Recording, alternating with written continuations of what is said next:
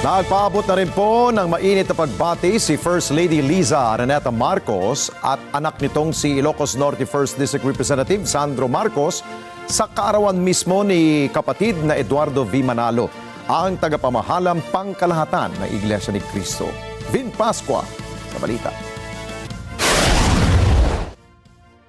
Bumati ngayon ang mga opisyal ng pamahalaan at iba't ibang sektor sa kaarawan ni kapatid na Eduardo V. Manalo, ang tagapamahalang pangkalahatan ng Iglesia ni Cristo. Sa kanyang social media post, muling ipinahatid ni First Lady Liza Araneta Marcos ang kanyang pagbati kay Ka Eduardo. Una ng personal na bumati si Pangulong Ferdinand Marcos Jr. kasama sina First Lady Liza at Congressman Sandro Marcos kay kapatid na Eduardo nang magtungo sila sa INC Central Office nitong Oktubre 29.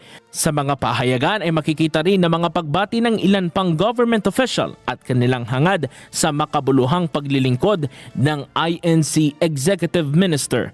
Kabilang dito si House Speaker Ferdinand Martin Romualdez at mga mambabatas at party list groups, mga lokal opisyal at mga kumpanya ng pahayagan at mga istasyon ng radyo.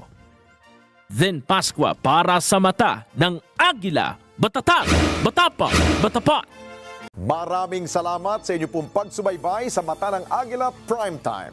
Para malaman ang matatag, matapang at matapat na mga balita, i-follow lamang at mag-subscribe sa AtNet25 TV.